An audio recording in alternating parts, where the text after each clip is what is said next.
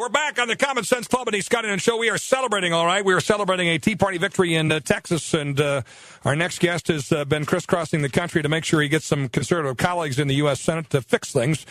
Senator Jim DeMint. Senator, nice to have you back. How are you? I'm doing great. Good to good to be back on your show, and thanks for helping us celebrate Ted Cruz' victory. What do you? What's your takeaway? What does this signal? What's it say? Well, it's very clear that the political reality in America has changed, that no longer do parties pick who the candidates are and control all the money. Now, really, if the people get active, we saw it in Indiana, Nebraska, Texas, hopefully we'll see it in Wisconsin, the people can decide who those candidates are. They can buck the establishment. And what you see in Texas is Ted Cruz ran on a very simple idea of constitutional limited government and what that means in terms of prosperity for our country. And to win 57-43 when you're outspent 5 or 10 to 1 tells you that the messages were very different. And I'm just pretty excited and very thankful to the people of Texas.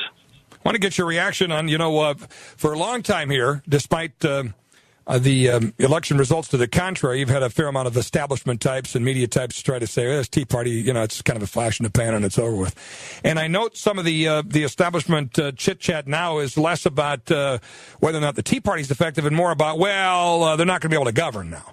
Washington Post piece here suggesting that his win isn't all good news for Senate Republicans, and that poor John Cornyn now, he's got a colleague that, he's not going to be able to agree with very often. You got Politico saying that, we have this pattern, dramatic manifestation of the repeated pattern in GOP primaries over the past 3 years, upset victories by more conservative, non-establishment candidates. This means a growing swath of Capitol Hill Republicans have no allegiance to leadership.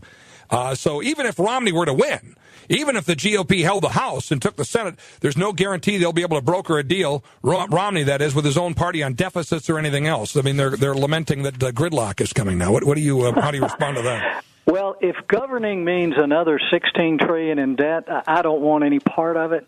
What you're going to see if Romney wins is he understands where our country is and that we need to make some hard decisions quickly to create some certainty in our economy, to a competitive tax code, to put our entitlements on a sustainable course. And you're going to see people like Ted Cruz and Rand Paul and Pat Toomey and Marco Rubio, Mike Lee, the people who've come in the last couple of years, are going to be the ones who lead the effort to get this thing done. The business as usual Republicans and Democrats who are here to take home the bacon to their states are the ones who have pushed us towards bankruptcy as a nation. This is a time not to keep our political careers in front of us, or what we have to do for our states or our special interests. We have to put all that aside and focus on what we have to do to save our country. That's why people are sending Ted Cruz here and Richard Murdoch and others, is they want the people who understand the urgency of the hour and are willing to stand up against the establishment here in Washington to save the country. By the way, I said earlier, 11-point lead. As you point out, it was actually 56.8 to 43.2. It's a 13-point victory. Somebody else wrote here that the trouncing is shaking one of America's reddest states to its political core. His double-digit victory in a mega-state ushers in what Tea Party members hope will be a new phase in which no amount of money, name ID, or establishment support is immune to the burgeoning movement. What does this mean for the Tea Party movement in general, do you believe? Well, what it shows you is the Tea Party is representative of every American who is just tired of business as usual in Washington. They don't all call themselves Tea Partiers, but you don't get 56 or 57% in a primary and just from Tea Party voters. You get them from just a large majority of Republicans, and I think it's going to be a large majority in the general election of people who say we've got to stop this madness and turn things around. It's hardly a right-wing movement.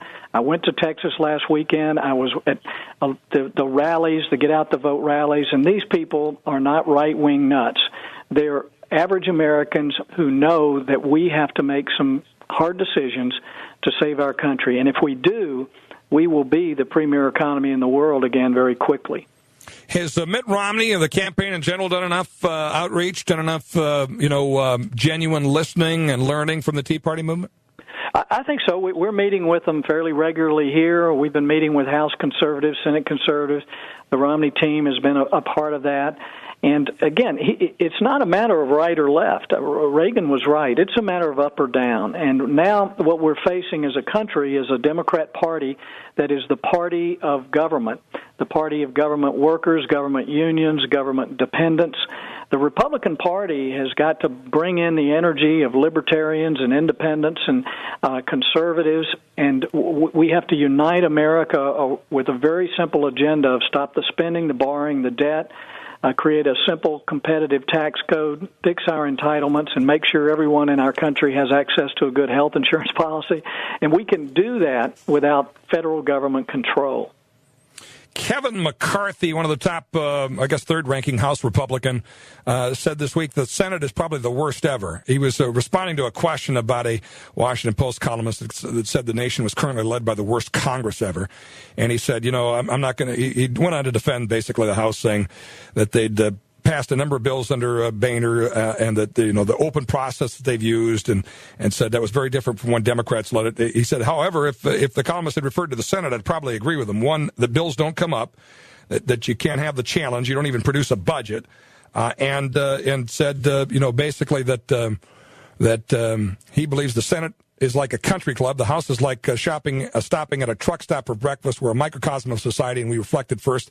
The Senate just hasn't had an opportunity to reflect that yet. Is the Senate, you've been there for a while, is it the worst ever? I think so. I think he's right. I mean, we don't bring up the bills the House passes. The media does not cover the fact that the House is passing the funding bills for the government. Harry Reid said no funding bills, no budget. He wants to force a government showdown, and we've been trying to push him to pass a funding bill that at least gives 6 months of certainty instead of a week or two. But it's been very difficult. Harry claims, there are all these filibusters. What he means is he brings up bills, won't allow amendments, and then he wants us to vote to end debate. We don't vote to end debate because there hadn't been any debate, and he says that's a filibuster. But Americans aren't stupid, and I think they're starting to figure out that the president is saying it's midnight when the sun's out, and these guys think we're stupid, but we're not.